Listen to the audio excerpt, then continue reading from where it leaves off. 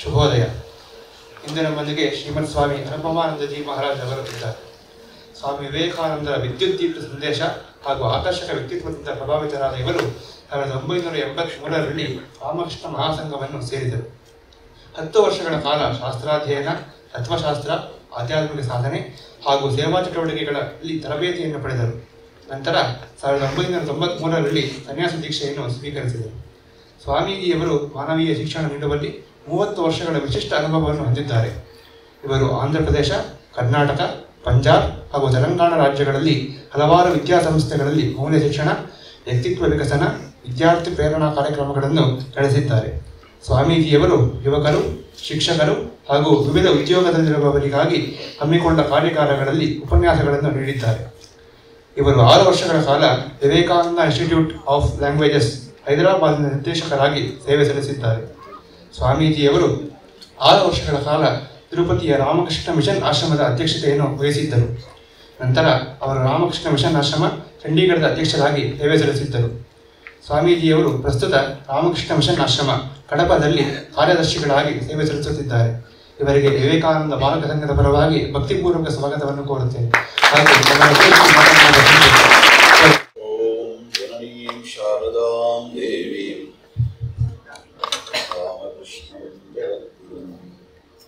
ಪಾದಪದ್ಮೇ ತಯೋಶ್ರಿತ್ವಾ ಪ್ರಣಮಾಮಿ ಮುಹುರ್ಮುಹುಃ.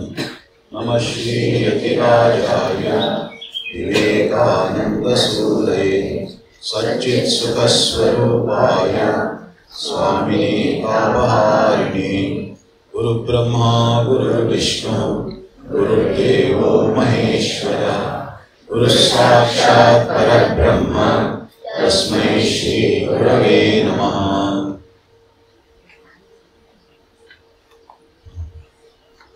ನಿದ್ದೆ ಬರ್ತಾ ಇದೆಯಾ? ಇಲ್ವೇ? ಇದಕ್ಕಿಂತ ಮೊದಲೇನಿತ್ತು ಕಾರ್ಯಕ್ರಮ ನಿಂದು?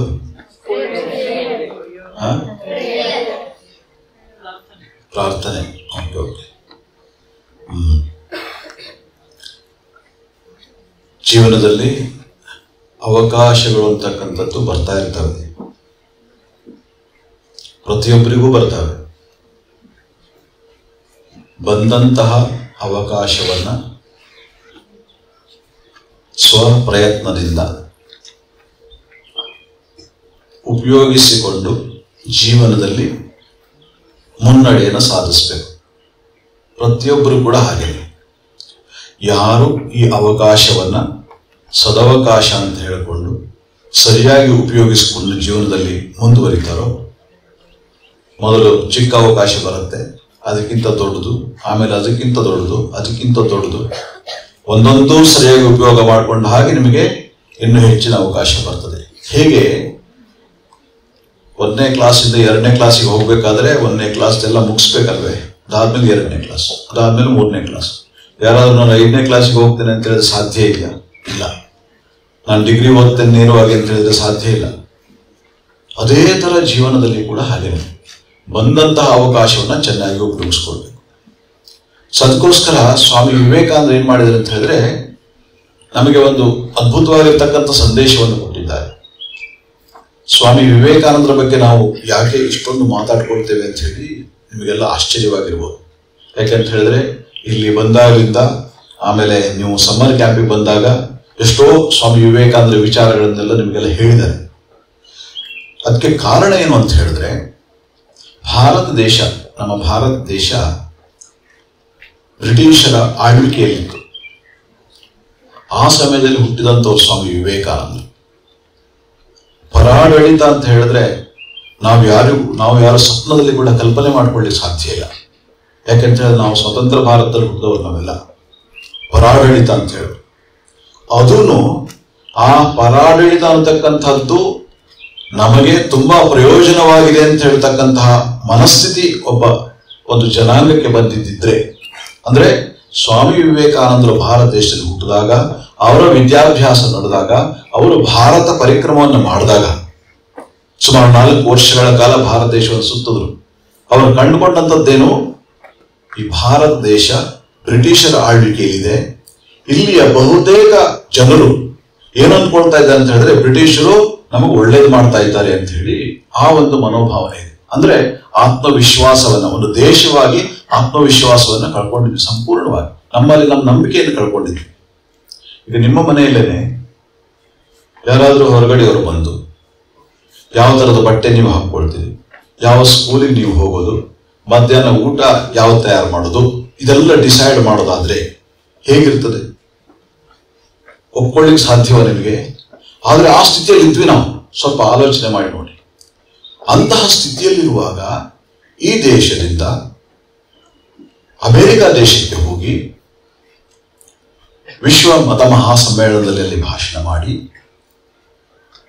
ಆ ಪ್ರಪಂಚ ವೇದಿಕೆಯಲ್ಲಿ ಈ ಭಾರತ ದೇಶ ಆಗ ಪ್ರಪಂಚ ಅಂದುಕೊಂಡ ಹಾಗೆ ಅವ್ರೇನು ಅನ್ಕೊಂಡಿದ್ರು, ಪ್ರಪಂಚ ಈ ದೇಶ ಸತ್ತೋಗಿದೆ ಅಂತ ಹೇಳಿ. ಭಾರತ ದೇಶ ಯಾಕೆ? ಮೊದಲು ಮುಘಲರು ಬಂದು ನಮ್ಮನ್ನ ಆಳಿದ್ರು, ಅದಾದ್ಮೇಲೆ ಬ್ರಿಟಿಷರು ಆಳ್ತಾ ಇದ್ದಾರೆ. ತಮ್ಮ ಸ್ವತಃ ಆಡಳಿತವನ್ನು ನೋಡ್ಕೊಳ್ಳಿಕ್ಕೆ ಸಾಧ್ಯ ಆಗದೆ ಇರತಕ್ಕಂಥವ್ರು ಆ ದೇಶ ಇದ್ದಾಗೋ ಸತ್ತಾಗೋ, ಹಾಗಾಗಿ ಸತ್ತೋಗಿದೆ ಅಂತ ಅಂದ್ಕೊಳ್ತಾ ಇದ್ರು. ಇಂಡಿಯಾ ಇಸ್ ಡೆಡ್ ಅಂತ ಹೇಳಿ. ಆ ಸಂದರ್ಭದಲ್ಲಿ ಆ ಪ್ರಪಂಚ ವೇದಿಕೆ ಮೇಲೆ ನಿಂತ್ಕೊಂಡು ಏನ್ ಹೇಳಿದ್ರು Swami Vivekananda? I am proud to be an Indian ಅಂತ ಹೇಳಿದ್ರು. I am proud to be an Indian. ಈ ದೇಶ ಅಂತ ಹೇಳಿದ್ರೆ ಸಾಮಾನ್ಯದ್ದಲ್ಲ. ಭಾರತ ದೇಶ ಮಲಗಿದೆ, ಸಾಯಲಿಲ್ಲ. ಹೇಳಲಿಕ್ಕೆ ಸಿದ್ಧರಾಗಿದ್ದಾಳೆ ಆ ತಾಯಿ. ಅಲ್ಲಿಂದ ತಿರುಗಿ ಬಂದ್ಮೇಲೆ 97ನೇ ಇಸ್ವಿಯಲ್ಲಿ 1897 ನಮಗೆ ಸ್ವಾತಂತ್ರ್ಯ ಬರಲಿಕ್ಕೆ ಇನ್ನು 50 ವರ್ಷ ಇದೆ. ಆಗ ಸಾವಿರಾರು ಯುವತಿ ಯುವಕರು ಸ್ವಾಮಿ ವಿವೇಕಾನಂದರ ಸ್ವಾಗತ ಮಾಡ್ಲಿಕ್ಕೆ ಅಂತ ಹೇಳಿ ಅಲ್ಲಿ ಬಂದು ನಿಂತಿದ್ರು. ಯಾಕೆ? ಅಮೆರಿಕದಲ್ಲಿ ಅವರು ಹೋಗಿ ಭಾಷಣ ಮಾಡಿದಾಗ ಭಾರತದ ಸಂಸ್ಕೃತಿ, ಇಲ್ಲಿಯ ಸನಾತನ ಧರ್ಮ ಇವೆಲ್ಲದರ ಬಗ್ಗೆ ಅವರು ಭಾಷಣ ಮಾಡ್ತಾ ಇದ್ರೆ ಅಲ್ಲಿಯ ಜನರು ಏನ್ ಹೇಳಿದ್ರು ಅಂತ ಹೇಳಿದ್ರೆ, ಭಾರತ ದೇಶ ಸತ್ತೋಗಿದೆ ಅಂತ ಹೇಳ್ತಾ ಇದ್ದೀವಲ್ಲ ನಾವು, ಇಲ್ಲಿಂದ ಧರ್ಮಬೋಧಕರಲ್ಲಿ ಕಳಿಸ್ತಾ ಇದ್ದೀವಲ್ಲ, ನಿಜವಾಗಿ ಇದು ನಮ್ಮದೇ ಮೂರ್ಖತನ. ಯಾಕೆ ಅಂತ ಹೇಳಿದ್ರೆ ಭಾರತ ದೇಶ ಸ್ವಾಮಿ ವಿವೇಕಾನಂದ ಒಬ್ಬ ವ್ಯಕ್ತಿಯನ್ನ ತಯಾರು ಮಾಡಬಲ್ಲದು ಅಂತ ಹೇಳಿದ್ರೆ ಅಲ್ಲಿರ್ತಕ್ಕಂಥ ಧರ್ಮ ಉತ್ಕೃಷ್ಟವಾಗಿರ್ತಕ್ಕಂಥದ್ದು, ಅಲ್ಲಿರ್ತಕ್ಕಂಥ ಸಂಸ್ಕೃತಿ ಉತ್ಕೃಷ್ಟವಾಗಿರ್ತಕ್ಕಂಥದ್ದು. ಆದ್ರೆ ನಾವು ಅದನ್ನು ಸರಿಯಾಗಿ ಅಧ್ಯಯನ ಮಾಡದೇ ಇದ್ರೆ ಅದು ನಮ್ಮ ಮೌಢ್ಯ ಅಂತ ಹೇಳಿ ಅಲ್ಲಿಯ ಮೇಧಾವಿಗಳು ಹೇಳಿದ್ರು. ಆ ಒಂದು ಸ್ಥಿತಿಗೆ ಇದೆಲ್ಲವೂ ಕೂಡ ಸ್ವಾಮಿ ವಿವೇಕಾನಂದರ ಆ ಒಂದು ಸಕ್ಸಸ್ ಅಲ್ಲಿ, ಅದಾದ್ಮೇಲೆ ಅವರು ಪಾರ್ಟಿಸಿಪೇಟ್ ಮಾಡ್ತಕ್ಕಂಥ ಕಾರ್ಯಕ್ರಮಗಳು, ಅದರ ಸುದ್ದಿ ನ್ಯೂಸ್ ಪೇಪರ್ ನಲ್ಲಿ ಬರ್ತಾ ಇತ್ತು. ಹಾಗಾಗಿ ಹೆಚ್ಚಿಗೆ ನ್ಯೂಸ್ ಪೇಪರ್ ಇರಲಿಲ್ಲ. ಯಾವುದೋ ಒಂದು 3-4 ನ್ಯೂಸ್ ಪೇಪರು, ಅದು ಕೂಡ ಒಂದು ಹಳ್ಳಿಗೆ ನ್ಯೂಸ್ ಪೇಪರ್ ಬರಬೇಕಾದ್ರೆ ಇವತ್ತು ಪ್ರಿಂಟ್ ಮಾಡಿದ್ರೆ 3 ದಿವಸ ಆದ್ಮೇಲೆ ಹಳ್ಳಿ ತಲುಪೋದು. ಹಾಗೆ ಹೀಗಾಗಿ ಅಂತದ್ದೊಂದು ಸ್ಥಿತಿ ಇದ್ದಾಗ ವಿದ್ಯಾವಂತ ಯುವತಿ ಯುವಕರು ಅದನ್ನು ಓದಿ, ಹಾಗಿದ್ರೆ ಭಾರತ ದೇಶದಿಂದ ಹೋಗಿರ್ತಕ್ಕಂಥ ಈ ಮಹಾತ್ಮ ಇದಾರಲ್ಲ ಅವ್ರನ್ನ ನೋಡ್ಬೇಕು. ಯಾಕಂತ ಹೇಳಿದ್ರೆ ಈ ದೇಶ ಮಹಾನ್ ಅಂತ ಹೇಳ್ಬೇಕಾದ್ರೆ ಇಲ್ಲಿ ತನಕ ನಾವೇನ್ ಅನ್ಕೊಂಡಿದ್ವಿ, ಬ್ರಿಟಿಷ್ ನಮ್ಗೆ ಬಹಳ ಚೆನ್ನಾಗಿ ಮಾಡ್ತಾ ಇದ್ದಾರೆ, ಅವರೇ ದೊಡ್ಡವರು ಅಂತ ಹೇಳಿ ನಮ್ಗೆ. ಬಿಳಿ ಚರ್ಮದವರು ಅಂತ ಹೇಳಿದ್ರೆ ಅವ್ರು ಏನ್ ಹೇಳಿದ್ರು ನಂಬತಕ್ಕಂಥ ಸ್ಥಿತಿಯಲ್ಲಿ ಇದ್ವಿ ನಾವು. ಆ ಸ್ಥಿತಿಯಲ್ಲಿ ಅಂಥದ್ದೊಂದು ದೇಶದಿಂದ ಒಬ್ರು ಹೋಗಿದ್ದಾರೆ ಅಂತ ಹೇಳಿದ್ರೆ ನಮ್ಗೆ ಯಾರು ಹೀರೋಸ್ ಇಲ್ಲ. ಹಾಗಿರುವಾಗ ಈ ಮಹಾತ್ಮರನ್ನು ನೋಡಬೇಕು, ಒಂದ್ಸಲ ಅವ್ರ ಮಾತು ಮಾಡಬೇಕು, ಒಂದ್ಸಲ ದರ್ಶನ ಮಾಡಬೇಕು, ಅವ್ರ ಮಾತುಗಳನ್ನು ಕೇಳಬೇಕು ಅಂತ ಹೇಳಿ ಸಾವಿರಾರು ಜನ ಬಂದಿದ್ರು. ಕೊಲಂಬೋದಲ್ಲಿ ಇಳಿದ್ರು. ಆಗ ಭಾರತ ದೇಶದಲ್ಲೇ ಇತ್ತು ಕೊಲಂಬೋ, ಶ್ರೀಲಂಕಾ ಕೂಡ. ಅದಾದ್ಮೇಲೆ ಅಲ್ಲಿಂದ ರಾಮನಾಡು, ಅದಾದ್ಮೇಲೆ ಮಧುರೈ, ಅಲ್ಲಿಂದ ಚೆನ್ನೈ, ಅದಾದ್ಮೇಲೆ ಕಲ್ಕತ್ತಾ, ಅದಾದ್ಮೇಲೆ ಈ ಪಂಜಾಬ್ನಲ್ಲಿ ಕೆಲವು ಇದ್ದು, ಅಲ್ಲೆಲ್ಲ ಕರಾಚಿ, ಲಾಹೋರ್ ಅಲ್ಲೆಲ್ಲ, ಆಮೇಲೆ ಅಲ್ಮೋರಾ ಅಂತೇಳಿ ಹಿಮಾಲಯದಲ್ಲಿ ಬೇರೆ ಬೇರೆ ಸ್ಥಳಗಳಲ್ಲಿ ಆಗ ತಮಗೋಸ್ಕರ ಕಾಯ್ದಿದ್ದಕ್ಕಂತ ಯುವತಿ ಯುವಕರಿಗೆ ಒಂದು ಸಂದೇಶವನ್ನು ಕೊಟ್ಟರು ಸ್ವಾಮಿ ವಿವೇಕಾನಂದ. ಏನಂತ? ನಮ್ಮ ದೇಶ ಬಡತನದಲ್ಲಿದೆ. ಹೇಗೆ? ಆಗ ಸ್ವಾಮಿ ವಿವೇಕಾನಂದರು ಭಾರತ ದೇಶವನ್ನು ಪರಿಕ್ರಮ ನೋಡಿದ್ರು. ಏನು ಅಂತ ಹೇಳಿದ್ರೆ ಎಷ್ಟೋ ಜನರಿಗೆ ಒಂದು ಹೊತ್ತು ಊಟ ಇಲ್ಲ. ಬ್ರಿಟಿಷ್ ಆಳ್ತಾ ಇರ್ತಕ್ಕಂಥ ಸಮಯ, ಇರ್ಲಿಕ್ಕೆ ಮನೆ ಇಲ್ಲ. ಬಡತನ ಅಂತ ಹೇಳಿದ್ರೆ ಈಗ ನಾವು ಕಲ್ಪನೆ ಕೂಡ ಮಾಡ್ಲಿಕ್ಕೆ ಆಗುದಿಲ್ಲ ಅಂತ ಒಂದು ಬಡತನ. ಅದಾದ್ಮೇಲೆ ಎಜುಕೇಶನ್, ಕಾಮನ್ ಮಾಸಸ್ ಅಂತ ಹೇಳ್ತೇವೆ, ಜನರಿಗೆ, ಸಾಮಾನ್ಯ ಜನರಿಗೆ ವಿದ್ಯೆ ಇಲ್ಲ. ಯಾರಾದ್ರೂ ಹೆಚ್ಚಿಗೆ ಹಣ ಇದೆ ಅಂತವ್ರು ಮಾತ್ರ ವಿದ್ಯೆ. ಯಾಕಂತ ಹೇಳಿದ್ರೆ ಅವ್ರು ನಮ್ಮ ವಿದ್ಯಾಭ್ಯಾಸ ಕ್ರಮವನ್ನು ಸಂಪೂರ್ಣವಾಗಿ ನಾಶ ಮಾಡಿಬಿಟ್ಟಿದ್ರು ಬ್ರಿಟಿಷ್. ಅವ್ರ ಸ್ಕೂಲ್ಗಳನ್ನೇ ಓದಬೇಕು, ಗುರುಕುಲದಲ್ಲಿ ಓದ್ರೆ ಅದಕ್ಕೇನು ಬೆಲೆ ಇಲ್ಲ. ಹೀಗೆಲ್ಲ ಆಗ್ಬಿಟ್ಟು ಜನಸಾಮಾನ್ಯರಿಗೆ ವಿದ್ಯೆ ಇಲ್ಲ. ಆ ಒಂದು ಸ್ಥಿತಿಯನ್ನ ಹೊಂದಿರ್ತಕ್ಕಂಥ ಆ ಭಾರತ ದೇಶಕ್ಕೆ ಸ್ವಾಮಿ ವಿವೇಕಾನಂದ ಕೊಟ್ಟಿರ್ತಕ್ಕಂಥ ಸಂದೇಶ ಏನು? ಅವ್ರೇನ್ ಹೇಳ್ತಾರೆ? All power is within you, you can do anything and everything. ಶಕ್ತಿ ಎಲ್ಲವೂ ನಿಮ್ಮಲ್ಲಿದೆ.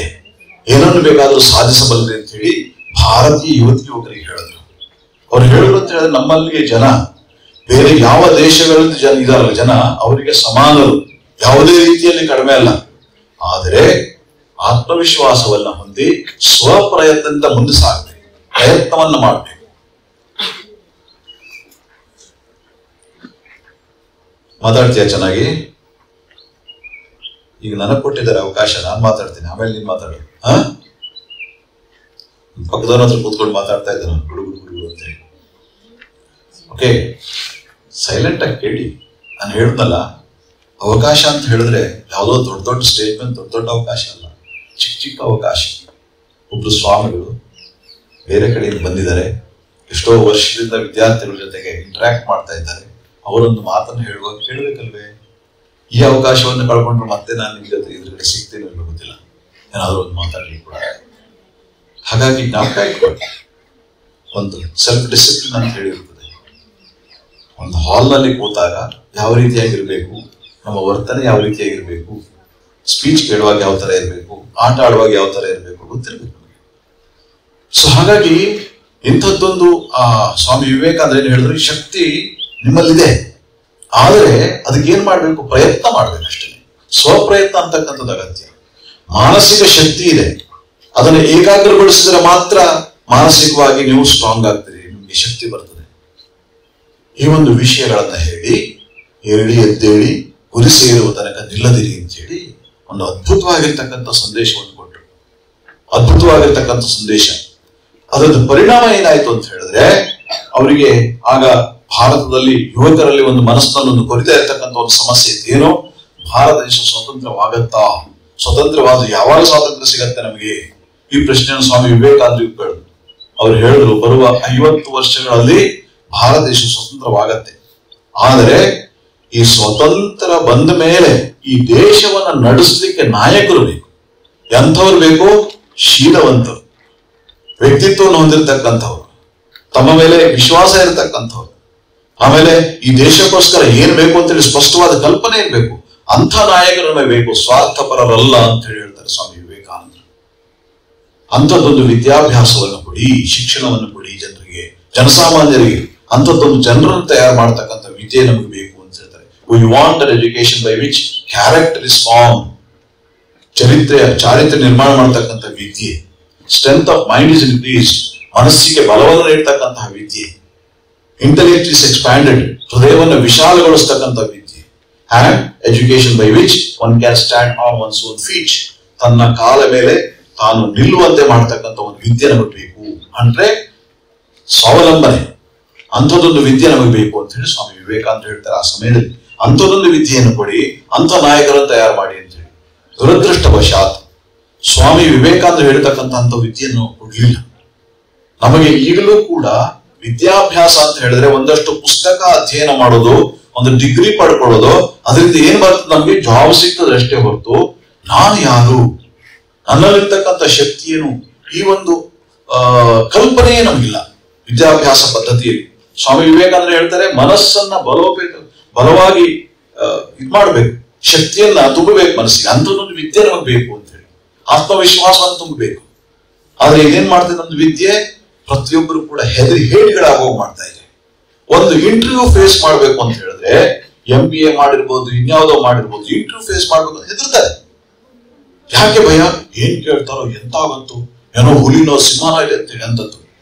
ಎಜುಕೇಟೆಡ್ ರೀ ಅವರು. ನೀವು ಎಜುಕೇಟೆಡ್ ಅಂತ ಹೇಳಿದ್ರೆ ನಿಮಗೆ ಆತ್ಮವಿಶ್ವಾಸ ಇಲ್ಲದೆ ಇದ್ರೆ ಅದಕ್ಕೆ ಕಾರಣ ಏನು? ಇದು ಒಬ್ಬರದ್ದಲ್ಲ ಇಬ್ಬರದ್ದಲ್ಲ. ಹೈದರಾಬಾದ್ ನಲ್ಲಿ ಇವ್ರು ಹೇಳಿದ್ರು, ನಾನು ರಾಮಕೃಷ್ಣ ಮಠದಲ್ಲಿ ಇದ್ದೇನೆ, 6 ವರ್ಷಗಳ ಕಾಲ ಇದ್ದೆ ಹೈದರಾಬಾದ್. ಆಗ ಸಾಫ್ಟ್ವೇರ್ಗೆ ಇದು ಎಷ್ಟೋ ಜನ ಆ ಉದ್ಯೋಗಿಗಳು ಅವರೆಲ್ಲ ಬರ್ತಾ ಇದ್ರು. ಆಮೇಲೆ ಸಾಫ್ಟ್ವೇರ್ ಜಾಬ್ ಬೇಕು ಅಂತ ಹೇಳಿ ಬರ್ತಾ ಇದ್ರು. MBA MCA ಯಾವ್ಯಾವ್ದೋ ಡಿಗ್ರಿ ಹೊಂದಿರ್ತಕ್ಕಂಥವ್ರು ಬಂದು ಇದೇ ಸಮಸ್ಯೆ ಅವ್ರಿಗೆ. ಏನು, ಇಂಟರ್ವ್ಯೂ ಹೇಗೆ ಫೇಸ್ ಮಾಡೋದು, ಈ ತರದ್ದೇ ಭಯ. ಇಂಟರ್ವ್ಯೂ ಅಂದ್ರೆ ಏನು, ನೀವು ಏನ್ ಕಲ್ತಿದ್ರೋ ಅದೇ ವಿಷಯವನ್ನು ಕೇಳ್ತಾರೆ, ನಿಮ್ಗೆ ಏನ್ ಜ್ಞಾನ ಇದೆ ಅಂತ ಕೇಳ್ತಾರೆ. ಅದಕ್ಕೆ ನಿಮಗೆ ಭಯ ಆಗ್ತದೆ ಅಂತ ಹೇಳಿದ್ರೆ, ನಿಮ್ಮಲ್ಲಿ ಆತ್ಮವಿಶ್ವಾಸ ಇಲ್ಲ ಅದನ್ನ ಫೇಸ್ ಮಾಡ್ಲಿಕ್ಕೆ ಅಂತ ಹೇಳಿದ್ರೆ, ಇನ್ನೇನ್ ಮಾಡ್ತೀರಿ ಜೀವನದಲ್ಲಿ, ಏನ್ ಸಾಧಿಸ್ತೀರಿ? ಅದಕ್ಕೆ ಸ್ವಾಮಿ ವಿವೇಕಾನಂದರು ಪುನಃ ಪುನಃ ಹೇಳ್ತಾ ಇದ್ರು, ವಿದ್ಯಾಭ್ಯಾಸದಲ್ಲಿ ಆಮೂಲಾಗ್ರ ಬದಲಾವಣೆ ಬರಬೇಕು. ಅಂದ್ರೆ ಟೆಕ್ನಿಕಲ್ ಎಜುಕೇಶನ್ ಬೇಕು ನಮಗೆ, ಅದ್ರ ಜೊತೆಗೆ ಶೀಲ ನಿರ್ಮಾಣ ಮಾಡ್ತಕ್ಕಂಥ ವಿದ್ಯೆ ಕೂಡ ಬೇಕು ಅಂತ ಹೇಳ್ತಾ ಇದ್ರು. ಕಲೀಲಿ ಸ್ಕೂಲು ಕಾಲೇಜ್ನಲ್ಲಿ, ಅಲ್ಲಿ ನೀವು ಮಾಡರ್ನ್ ಎಜುಕೇಶನ್ ಇದೆಯಲ್ಲ ಅದನ್ನೆಲ್ಲ ಸಂಪೂರ್ಣ ಇದನ್ನು ಹೊಂದಿ. ಆದರೆ ಅದರ ಜೊತೆಗೆ ನಿಮ್ಮ ವ್ಯಕ್ತಿತ್ವ ಕೂಡ ನಿರ್ಮಾಣವಾಗಬೇಕು. ನಿಮ್ಮಲ್ಲಿ ನಿಮಗೆ ವಿಶ್ವಾಸ ಬರಬೇಕು. ನಾನೇನಾದ್ರು ಸಾಧಿಸಬಾರೆ ಅಂತಕ್ಕಂಥ ಶಕ್ತಿ ಬೇಕು. ನಾನೊಂದು ವಿಷಯವನ್ನು ಅಧ್ಯಯನ ಮಾಡ್ಬೇಕು ಅಂತ ಹೇಳಿದ್ರೆ ಮನಸ್ಸು ಸಿದ್ಧವಾಗಿರ್ಬೇಕು. ಅಂತ ಮನಸ್ಸನ್ನು ತಯಾರು ಮಾಡ್ಕೊಳ್ಬೇಕು. ಯಾಕೆಂತ ಹೇಳಿದ್ರೆ ಈಗ ಬಂದಿರೋ ಸಮಸ್ಯೆ ಏನು, ತಂದೆ ತಾಯಿಗಳು ಪ್ರತಿಯೊಬ್ಬರು ಬಂದವರು ಏನ್ ಹೇಳ್ತಾರೆ, ನನ್ ಮಗು ಓದೋದಲ್ಲಿ ಆಸಕ್ತಿ ಇಲ್ಲ. ಏನಾಗಿದೆ ಅಂತ ಹೇಳಿದ್ರೆ ಮೊಬೈಲ್ ಹಿಡ್ಕೊಂಡು ಕೂತ್ಕೊಳ್ತಾನೆ. ನಿನ್ನೆ ಕೂಡ ಒಬ್ರು ತಾಯಿ ಬಂದಿದ್ರು, ಏನ್ ಮಾಡೋದು ಸ್ವಾಮೀಜಿ ಅಂತ ಹೇಳಿ. 8ನೇ ಕ್ಲಾಸ್ ಓದ್ತಾ ಇದ್ದಾನೆ. ಅವನಿಗೆ ಮತ್ತೆ ಬೇರೆ ಯಾವ್ದ್ರಲ್ಲೂ ಇದಿಲ್ಲ, ಫೋನ್ ಕೊಟ್ರೆ ಆಯ್ತು. ಏನು ಆ ಫೋನ್ ಅಂದ್ರೆ ಈಗ ನಮಗೇನು ಇದಿಲ್ಲ, ಫೋನ್ ಜೊತೆ ನಮಗೆ ಇದಿಲ್ಲ, ಒಳ್ಳೇದು ಇದರಲ್ಲಿ ಕೆಟ್ಟದ್ದು ಇದೆ. ಆದರೆ ಗೊತ್ತಿಲ್ಲದೆ ಮನಸ್ಸು ತಯಾರಾಗದೆ ಇದ್ರೆ, ಮನಸ್ಸಿನಲ್ಲಿ ಯಾವ್ದು ಒಳ್ಳೇದು ಯಾವ್ದು ಕೆಟ್ಟದ್ದು ಅಂತೇಳಿ ಗೊತ್ತಿಲ್ಲದೆ ಇದ್ರೆ, ಅಂತ ವಯಸ್ಸಿನಲ್ಲಿ ಆ ತರದ್ದೆಲ್ಲ ಸಿಕ್ಕಿದಾಗ ಏನಾಗುತ್ತೆ, ಅದು ಅಡ್ಡದಾರಿಗೆ ಹಿಡಿಯತ್ತೆ. ಅಡ್ಡದಾರಿಗೆ ಹಿಡಿದು ವಿದ್ಯಾಭ್ಯಾಸವನ್ನೇನೋ ಮಾಡ್ತೀರಿ, ಪೂರ್ತಿ ಮಾಡ್ತೀರಿ, ಆದ್ರೆ ಆ ಎಕ್ಸಲೆನ್ಸ್ ಅನ್ನೋದು ಬರೋದಿಲ್ಲ. ಸ್ವಾಮಿ ವಿವೇಕಾನಂದ ಯಾವಾಗಲೂ ಹೇಳ್ತಾರೆ, you should be excellent in whichever field you go. ಯಾವುದೇ ಒಂದು ಕ್ಷೇತ್ರವನ್ನ ಆಯ್ಕೊಳ್ಳಿ ನೀವು, ಅದರಲ್ಲಿ ಏನಾಗಬೇಕು, you must become excellent, not inferior, not mediocre, should become excellent in that field. ಅದು ಆಗಬೇಕು ಅಂತ ಹೇಳಿದ್ರೆ ಮನೋಲಗ್ನ ಮನಸ್ಸನ್ನು ಅದ್ರ ಜೊತೆ ಸೇರಿಸ್ಬೇಕು. ಆದ್ರೆ ಕ್ರಿಕೆಟ್ ಮ್ಯಾಚ್ ನೋಡೋದ್ರಲ್ಲಿ ಇರತಕ್ಕಂಥ ಇಂಟ್ರೆಸ್ಟ್, ಏಕಾಗ್ರತೆ, ಆ ಮೊಬೈಲ್ ನೋಡೋದ್ರಲ್ಲಿ ಇರತಕ್ಕಂಥ ಏಕಾಗ್ರತೆ ವಿಷಯವನ್ನು ಅಧ್ಯಯನ ಮಾಡಬೇಕಿರೋದಿಲ್ಲ. ಆಗ ಏನಾಗುತ್ತೆ, ಎಷ್ಟು ಚೆನ್ನಾಗಿ ಅಧ್ಯಯನ ಮಾಡ್ಬೇಕು ಅಂತ ಹೇಳಿದ್ರು ಮನಸ್ಸು ಕೇಳೋದಿಲ್ಲ.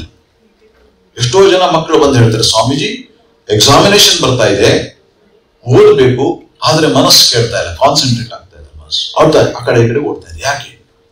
ಅದಕ್ಕೋಸ್ಕರ ಈ ಎಲ್ಲ ಸಮಸ್ಯೆಗೆ ಪರಿಹಾರವಾಗಿ ಈ ಬಾಲಕ ಸಂಘವನ್ನ ಇಲ್ಲಿ ವ್ಯವಸ್ಥೆ ಮಾಡಿದ್ದಾರೆ.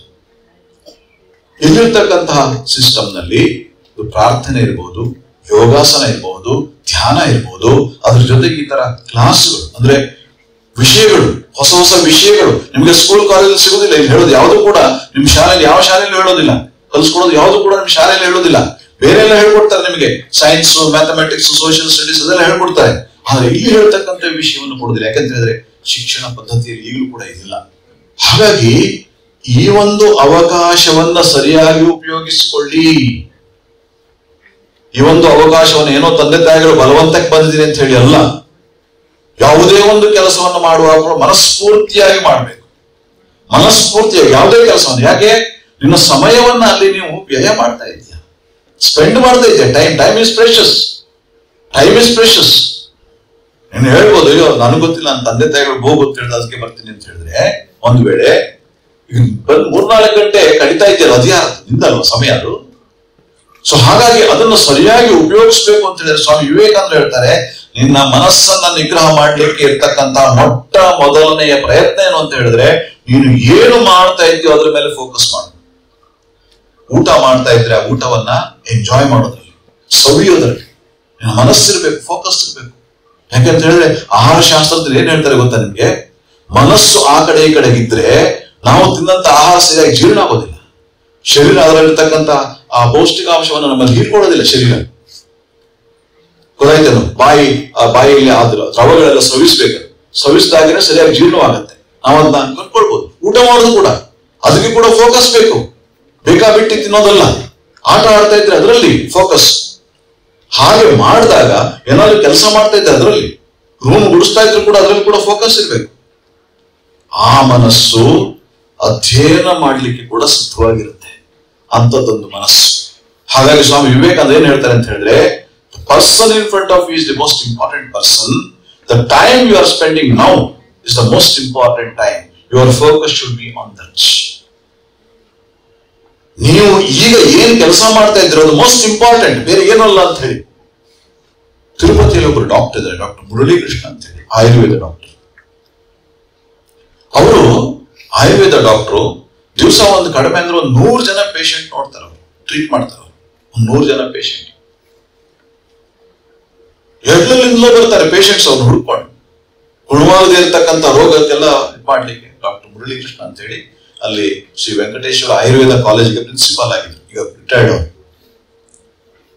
ಅವರು ಆ ಮನುಷ್ಯ ಭಾರತ ದೇಶದಲ್ಲಿರ್ತಕ್ಕಂಥ ಎಲ್ಲ ಆಯುರ್ವೇದ ಕಾಲೇಜುಗಳು ಕೂಡ ಅವ್ನು ಕರೀತಾರೆ ಅವ್ರು ಯಾತಕ್ಕೋಸ್ಕರ ತಮ್ಮ ಜ್ಞಾನವನ್ನು ಹಂಚ್ಕೊಳ್ಳಿಕ್ಕೆ. ಅಂತ ಬ್ರಿಲಿಯಂಟ್ ಅವ್ರು. ಸೀಕ್ರೆಟ್ ಏನು ಅಂತ ಹೇಳಿದ್ರೆ ಸ್ವಾಮಿ ವಿವೇಕಾನಂದ ಹೇಳಿದಂತ ಈ ಮಾತು, ನಾನು ಈಗ ಮಾಡ್ತಾ ಇರ್ತಕ್ಕಂಥ ಕೆಲಸ ಬಹಳ ಮುಖ್ಯವಾದದ್ದು ನನಗೆ, ನನ್ನ ಮುಂದೆ ಕೊಟ್ಟಿರ್ತಕ್ಕಂಥ ವ್ಯಕ್ತಿ ಮೋಸ್ಟ್ ಇಂಪಾರ್ಟೆಂಟ್. ಇವ್ರು ಬಂದ್ರೆ, ರೋಗಿಗಳು ಬಂದ್ರೆ ಅವ್ರ ಎದುರುಗಡೆ ಕೂತ್ಕೊಂಡ್ರೆ ಅವ್ರು ಬೇರೆ ಏನೂ ಇದು ಮಾಡೋದಿಲ್ಲ, ಮೊಬೈಲ್ ಫೋನ್ ಕೂಡ ಇರೋದಿಲ್ಲ ಅವ್ರ ಹತ್ರ. ಗೊತ್ತಾಯ್ತೇನು? ಅವರು ಕೂತ್ಕೊಂಡು ಪೇಷಂಟ್ ಹತ್ರ ಮಾತನಾಡಿ ಅವರ ರೋಗ ಏನಂತ ತಿಳ್ಕೊಂಡು ಅದಕ್ಕೆ ಯೋಗ್ಯವಾಗಿರತಕ್ಕಂಥ ಔಷಧಿಯನ್ನು ಕೊಡ್ತಾರೆ. ಅವರು ಕೊಟ್ಟಂತ ಔಷಧಿಯಿಂದ ಗುಣವಾಗದೇ ಇರೋರಿಲ್ಲ. ಅಂತದ್ದೊಂದು ಅದ್ಭುತವಾಗಿರ್ತಕ್ಕಂಥ ಶಕ್ತಿ. ಅವ್ರು ಏನ್ ಹೇಳ್ತಾರೆ ಅಂತ ಹೇಳಿದ್ರು, ಸ್ವಾಮಿ ವಿವೇಕಾನಂದ ಏನ್ ಹೇಳಿದ್ರು, ಪ್ರತಿಯೊಬ್ಬ ಮನುಷ್ಯನು ಕೂಡ ದೇವರು ಇರ್ತಾನೆ. ಅವರು ಪೇಷಂಟ್ ಆಗಿರ್ಬಹುದು, ಅವರಲ್ಲಿಯೂ ಕೂಡ ಆ ದೇವರಿದ್ದಾನೆ. ಈಗ ನಾನು ಮಾಡತಕ್ಕಂಥದ್ದೇನು, ಹೇಗೆ ಬೆಳಗ್ಗೆ ಕೂತ್ಕೊಂಡು ಜಪ ಮಾಡ್ತೇನೋ, ಧ್ಯಾನ ಮಾಡ್ತೇನೋ, ಸಾಯಂಕಾಲ ಕೂತ್ಕೊಂಡು ಜಪ ಮಾಡ್ತೇನೋ, ದೇವಸ್ಥಾನಕ್ಕೆ ಪೂಜೆ ಮಾಡ್ತೇನೋ, ಅದೇ ತರ ನನ್ನ ಎದುರುಗಡೆ ಕೂತಿರ್ತಕ್ಕಂಥ ಈ ಒಂದು ಪೇಷಂಟ್ ಟ್ರೀಟ್ಮೆಂಟ್ ಮಾಡೋದು ಕೂಡ ನನಗೆ ಪೂಜೆ. ಈ ಒಂದು ದೃಷ್ಟಿಯಿಂದ ನಾನು ಮಾಡ್ತೇನೆ. ಹಾಗಾಗಿ ಮೋಸ್ಟ್ ಇಂಪಾರ್ಟೆಂಟ್ ಅವರು ಒಂದು ಸ್ವಲ್ಪ ಆಲೋಚನೆ ಮಾಡಿ ನೋಡಿ. ಇದನ್ನ ನಿಮಗೆ ಮಾಡ್ಲಿಕ್ಕೆ ಸಾಧ್ಯವಾಗತ್ತಾ? ಸಾಧ್ಯವಾದ್ರೆ ಆಗ ಜೀವನದಲ್ಲಿ ನೀವು ಏನು ಲಕ್ಷ್ಯವನ್ನು ಇಟ್ಕೊಂಡ್ರು ಕೂಡ, ಏನು ಗುರಿಯನ್ನು ಇಟ್ಕೊಂಡ್ರು ಕೂಡ ಅದನ್ನು ತಲುಪಲಿಕ್ಕೆ ನಿಮಗೆ ಸಾಧ್ಯವಾಗುತ್ತೆ. ಯಾಕೆ? ಮನಸ್ಸಿಗೆ ಅಂತದ್ದೊಂದು ಶಕ್ತಿ ಇದೆ. ನಾವು ಮಾಡ್ತಾ ಇರತಕ್ಕಂತ ಕೆಲಸದ ಮೇಲೆ, ಪ್ರತಿಯೊಂದು ಕೆಲಸವೂ ಕೂಡ ಎಷ್ಟು ಚಿಕ್ಕದಾದ್ರೂ ಪರವಾಗಿಲ್ಲ, ಅದರ ಮೇಲೆ ಫೋಕಸ್ ಮಾಡ್ಲಿಕ್ಕೆ ನಿಮಗೆ ಸಾಧ್ಯವಾದ್ರೆ ಆ ಕೆಲಸದ ಮೇಲೆ ನಿಮ್ಮ ಮನಸ್ಸನ್ನ, ಅದ್ಭುತವಾಗಿರ್ತಕ್ಕಂಥ ಶಕ್ತಿ ಬರುತ್ತೆ ಮನಸ್ಸಿಗೆ. ಇದೇ ಮನಸ್ಸಿಗೆ ಶಕ್ತಿ. ಆದರೆ ಬೇಕಾಬಿಟ್ಟಿಯಾಗಿ ಮಾಡ್ತಾ ಇದ್ರೆ, ಆ ಕಡೆ ಈ ಕಡೆ ನೋಡ್ಕೊಂಡು ನಾವು ಮಾಡ್ತಾ ಇದ್ರೆ,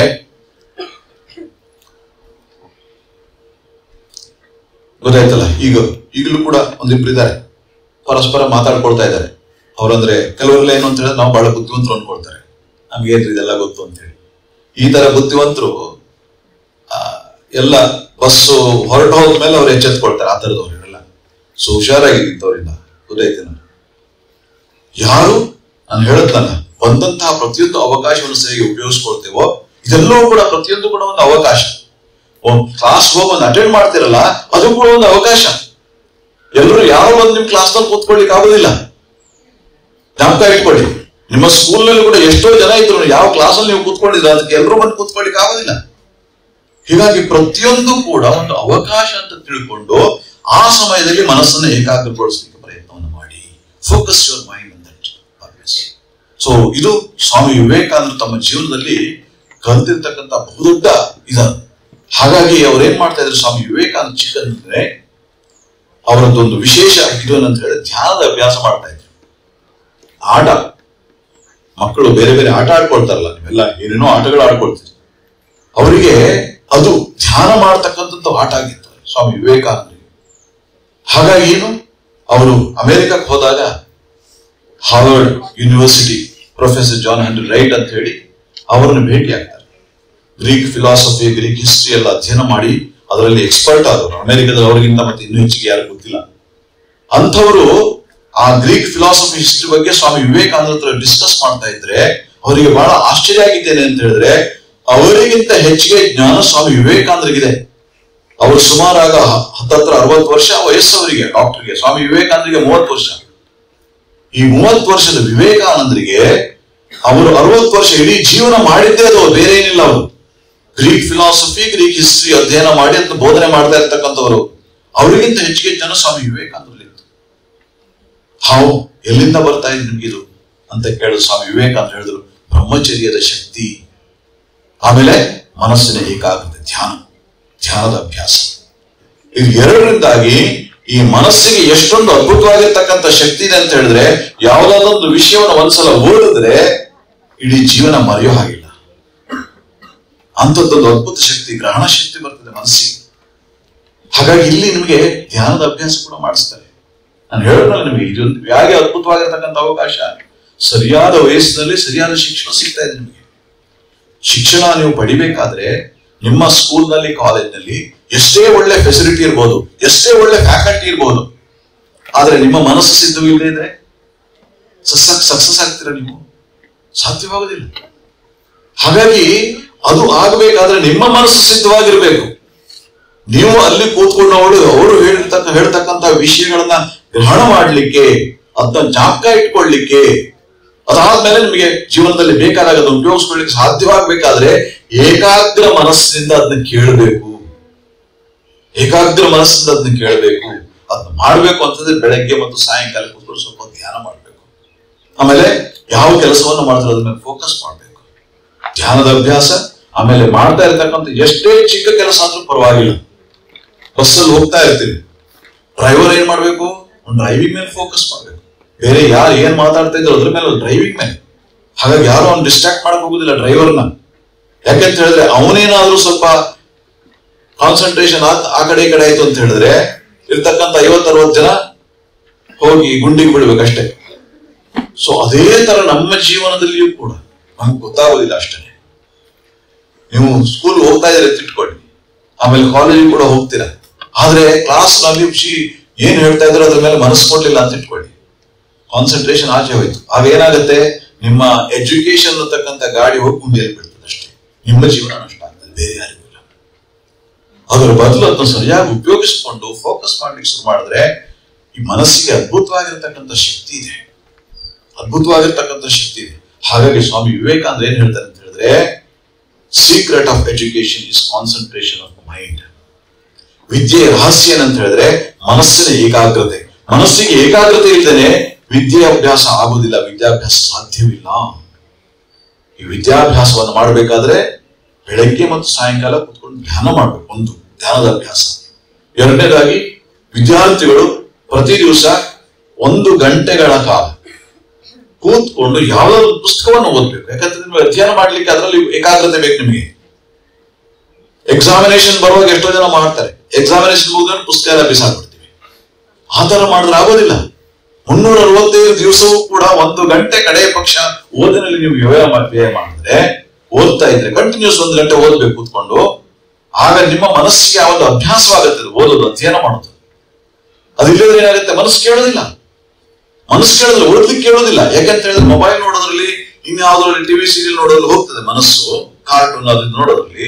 ಅಂತದ್ದು ಮನಸ್ಸಿಗೆ ಅಧ್ಯಯನ ಮಾಡೋದ್ರ ಅಭ್ಯಾಸನೇ ಇಲ್ಲ, ಅದು ಹೇಗೆ ಹೋಗ್ತದೆ? ಹಾಗಾಗಿ ಅಭ್ಯಾಸ ಇರಬೇಕು. Practice practice practice. Swami Vivekananda ಹೇಳ್ತಾರೆ, ಅಭ್ಯಾಸದಿಂದಾಗಿ ಏನನ್ನು ಬೇಕಾದ್ರೂ ನಾವು ಸಾಧಿಸಬಹುದು.